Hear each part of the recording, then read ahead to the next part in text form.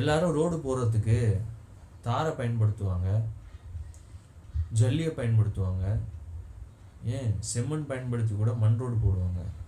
ஆனால் மனித எலும்புகளை பயன்படுத்தி ரோடு போட்டிருக்காங்கன்னு சொன்னால் நீங்கள் நம்புவீங்களா? ஹலோ எவரிவன், நான் உங்கள் வசந்தம் தமிழ். வாங்க இன்னைக்கு முக்கியமான டாபிக் பார்க்க போகிறோம். Road of Bones. இந்த வார்த்தையை ஏற்கனவே நீங்கள் கேட்டிருக்கலாம். இருந்தாலும் உங்களுக்கு இன்னும் தெளிவான விஷயங்களை சொல்கிறதுக்கு நான் வந்திருக்கேன். 1930 சோவியத் யூனியனுக்கு ஜோசப் ஸ்டாலின் அப்படின்னு சொல்லிட்டு ஒரு அதிபர் இருந்தார்.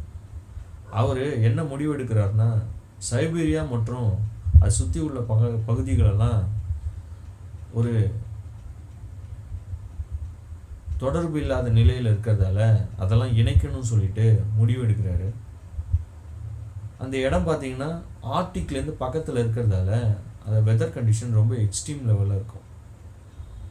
அந்த ப்ராஜெக்டுக்கு அப்ரூவலும் ஆயிடுது. ஆனால் அதுக்கு வேலை செய்ய லேபர்ஸ் இல்லை. உடனே அவங்க என்ன முடிவு பண்ணுறாங்கன்னா, லேபர்ஸ் அழைச்சிட்டு வரணும்னு சொல்லிட்டு சிட்டியில் சும்மா திரிஞ்சிட்டு இருக்க ஆதரவற்ற தொழிலாளர்களையும் அது பக்கத்திலே இருக்கக்கூடிய அந்த ஏரியா பக்கத்திலே இருக்கக்கூடிய கொலிமியா ஜெயிலில் இருக்கக்கூடிய சிறை கைதிகளையும் அழைச்சிட்டு கேம்ப் மாதிரி போட்டு ரோடு போடணும்னு முடிவு பண்ணிடுறாங்க. அவங்க முடிவு பண்ண மாதிரியே ரோடு வேலையை தொடங்கிடுறாங்க. ரோடு வேலை தொடக்கத்தில் நல்லா போயிட்டு இருந்தாலும் போக போக அதோடைய வேகம் குறையுது. எதுக்குன்னு பார்த்தா அதோட வெதர் கண்டிஷன் குளிர் -60 டிகிரிக்கு மேலே போகிறதால அங்கே உள்ள லேபர்கள் இருக்காங்கள அவங்களாலையும் அந்த சிறை கைதிகளாலையும் வேலை பார்க்க முடியல. இருந்தாலும் அந்த கவர்மெண்ட் அவங்கள அழுத்தத்தை கொடுத்து வேலை செய்ய வைக்குது. இது தாங்க முடியாமல் தொழிலாளர்கள் என்ன பண்ணுறாங்கன்னா, ஒவ்வொருத்தங்களா இறந்து போயிட்டே இருக்காங்க. இந்த மாதிரி இறக்கிறதால அவங்கள என்ன பண்ணுறதுன்னு அவங்களுக்கு ஒன்றும் புரியல. ரோடு போடுறாங்க, இறந்து போகிறாங்க. இந்த மாதிரி இறந்து போன டெட் பாடிஸ்லாம் கலெக்ட் பண்ணி ஒரு இடத்துல வச்சுட்டு நம்ம யோசித்து பார்க்கும்போது, ரோடு போடுறாங்கல்ல அதே இடத்துல தோண்டி அந்த டெட் பாடிஸ்லாம் புதைச்சிட்டு அது மேலே ரோடு போட்டுக்கிட்டே போயிட்டுருக்காங்க. இந்த மாதிரி 1 லட்சம் 2 லட்சம் இல்லைங்க, 10 லட்சம் பேர் அந்த ரோடு போகிறதுக்காக தன்னுடைய உயிரை தியாகம் பண்ணியிருக்காங்க.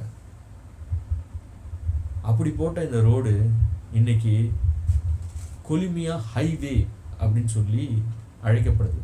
R504 அப்படின்னு போட்டிங்கனாலே உங்களுக்கு தெரியும், கொலிமியா ஹைவே.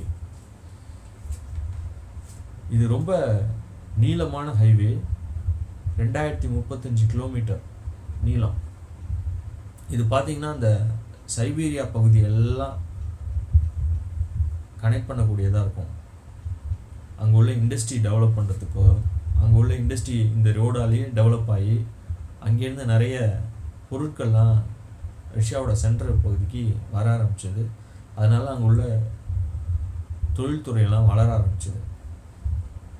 இந்த கதை எதுக்கு சொல்கிறேன்னா, நம்ம நிறைய கேள்விப்பட்டிருக்கோம், நிறைய பேர் நிறைய தியாகங்களை பண்ணி நல்லா பண்ணியிருக்காங்கன்னு சொல்லிட்டு. ஆனால் இதுவும் ஒரு நிகழ்வாக இன்னமும் இருந்துகிட்ருக்கு. அதே நேரத்தில் அந்த ரோட்டில் போகிறதுக்கு முன்னாடி அங்கே ஒரு கோயில் மாதிரி ஒன்று கட்டி வச்சுருக்காங்க. அது ஒரு நினைவு தூண் மாதிரி, அங்கே இறந்து போனவர்களுடைய நினைவு தூண் மாதிரி ஒன்று வச்சுருக்காங்க. சின்னதாக அது வெட்ட வெளியில் தான் இருக்கும். அதை கும்பிட்டுட்டு அதுக்கு ப்ரே பண்ணிட்டு தான் அந்த ரோட்டில் போகிறாங்க. அப்புறமும் அந்த ரோடு ரொம்ப மர்மமான முறையில் நிறைய விஷயங்கள் நடக்கிறதாகவும் பேசிகிட்டு இருக்காங்க. அங்கே இறந்து போனவங்க எல்லாம் அங்கே ஆவியாக சுற்றுறதாகவும், போகிற வர வண்டிகளில் தானாகவே ஆஃப் பண்ண வச்சு அங்கேயே நிற்க வைக்கிறதாகவும் பேசிகிட்டு இருக்காங்க. இந்த சேனலை நீங்கள் பார்த்துட்டு இருந்தீங்கன்னா மறக்காமல் சப்ஸ்கிரைப் பண்ணுங்கள். இந்த கதை பிடிச்சிருந்ததுன்னா லைக் பண்ணுங்கள். உங்களுடைய கருத்துக்களை கமெண்ட்டில் சொல்லுங்கள். நான் உங்கள் வசந்தம் தமிழ். மறுபடியும் அடுத்த வீடியோவில் சந்திக்கிற வரைக்கும் நன்றி, வணக்கம்.